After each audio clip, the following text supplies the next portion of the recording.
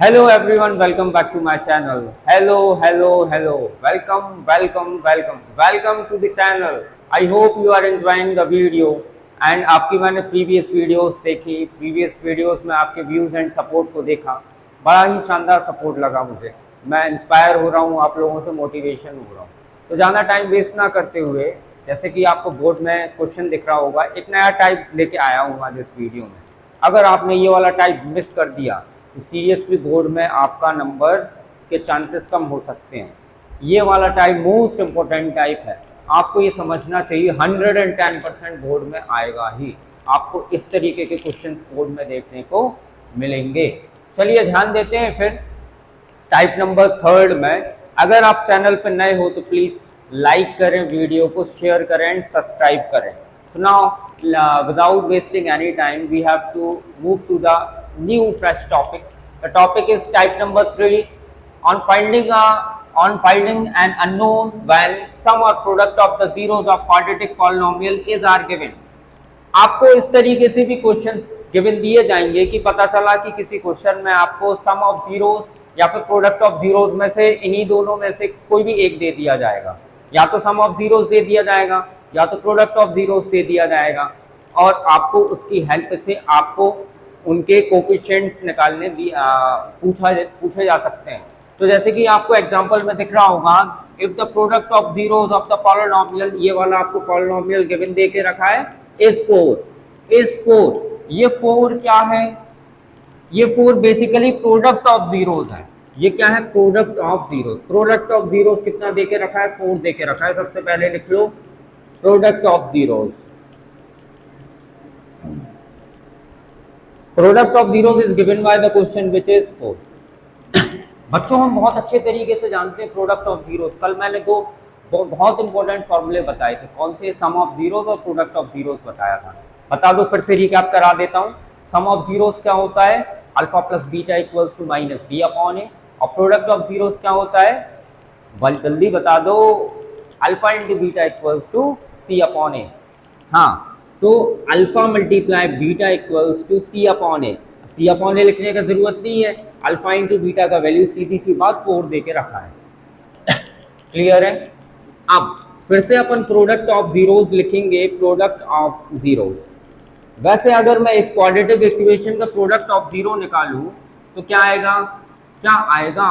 Alpha multiply beta equals to क्या? C upon A. यहां पर सी क्या है बच्चों? -6 है। और ए क्या है? ए तो ए ही है ना। और अल्फा प्लस बीटा का वैल्यू, इसको क्या मैं ऐसे लिख सकता हूँ? Alpha multiply beta equals to सीधा -6 अपॉन ए। ठीक है, अल्फा इंटू बीटा का वैल्यू हमें पहले से ही पता है। अल्फा मल्टीप्लाई बीटा का वैल्यू कितना है? 4 है, तो 4 डाल दो। 4 equals to -6 upon A. A को ऊपर ले जाओ, 4 को नीचे ले जाओ, तो ए का वैल्यू कितना आ जाएगा? -6 अपॉन 4। इसको कैंसिल कर देना, 2 2 या 4, 2 3 या 6। Then we will get a final answer which is -3/2। मैं तो क्वेश्चन भी आगे नहीं पढ़ पाया और आपका देखिए क्वेश्चन का आंसर आ चुका है। ये क्वेश्चन बेसिकली आपसे ये पूछ रहा था कि आपको मैं प्रोडक्ट ऑफ जीरोस जो है ना 4 देता हूँ, आपको मैं एक पॉलिनोमियल भी दे देता हूँ, फाइंड द वैल्यू ऑफ ए। ए का वैल्यू फाइंड करना था, तो ए का वैल्यू हम इस तरीके से फाइंड करेंगे। आपको जो कुछ दिया जाएगा क्वेश्चन में, सबसे पहले आपको वो लिख लेना है क्योंकि वो गिवन रहेगा। प्रोडक्ट ऑफ जीरो आपका 4 गिवन था। प्रोडक्ट ऑफ जीरो सर ने बताया alpha multiply beta equals to 4 होता है। अब प्रोडक्ट ऑफ जीरोस इस पॉलिनोमियल का भी तो निकालना पड़ेगा ना, सी अपॉन ए। तो product of zeros alpha multiply beta equals to C upon A ले लिया, और सी अपॉन ए की प्लेस पर उसकी वैल्यू डाल दी। अल्फा मल्टीप्लाई बीटा की वैल्यू 4 गिवन थी, वापस डाल दी। ए को ऊपर ले गए, 4 को नीचे ले गए, दोनों को कैंसल आउट कर दिया, ए का वैल्यू आ चुका है। ओके,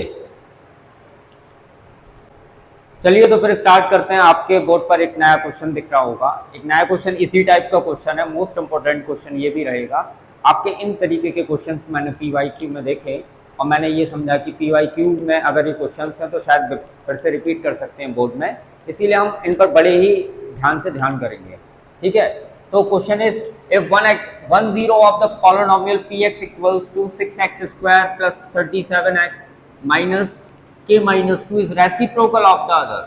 ठीक है, अगर मैं इस पॉलिनोमियल को अभी फिलहाल में अगर ब्रेक लगा दूं इस पर, तो यहाँ पर अगर ध्यान दें अपन, 1 zeros of the polynomial, polynomial का जो एक जीरो है वो रेसिप्रोकल है दूसरे के। अगर पहला zero, if first let the first zero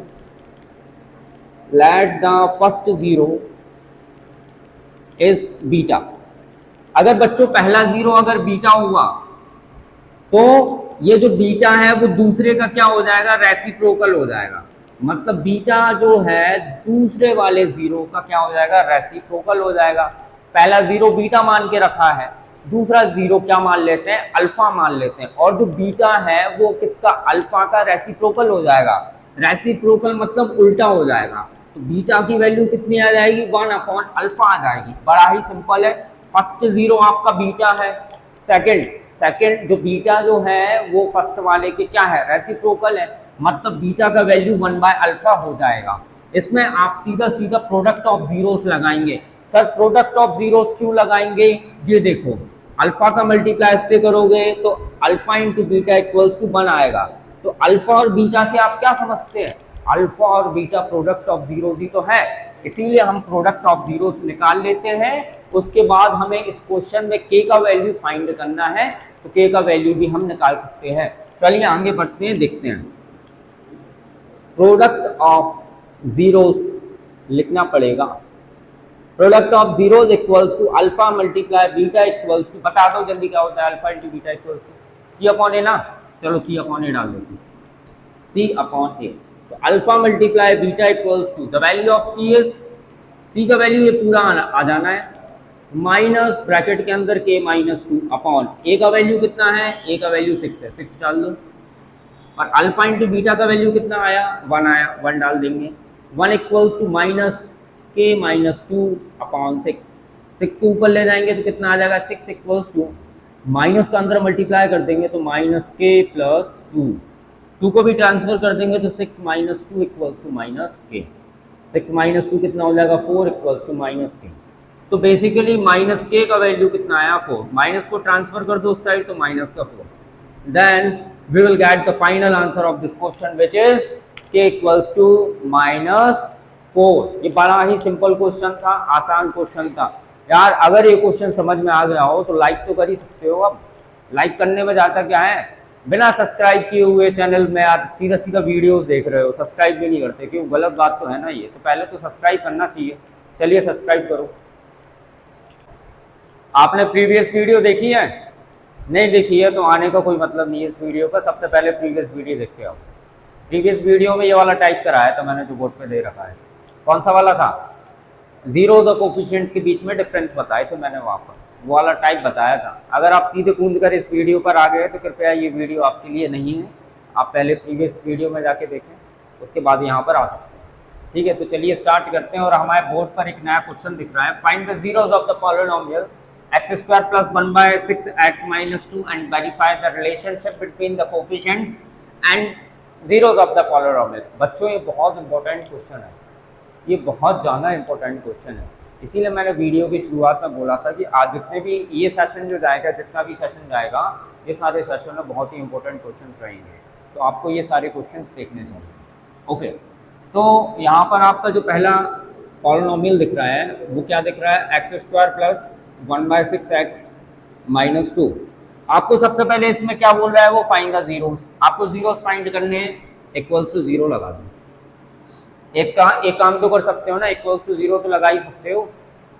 अब देखो एलसीएम ले लेंगे, एलसीएम लोगे तो 6 का मल्टीप्लाई 2 से भी होगा, x² से भी होगा, तो नया इक्वेशन क्या बन जाएगा, 6x² + 1 × x माइनस 6 का 2 से होगा तो 12/6 इक्वल्स टू 0।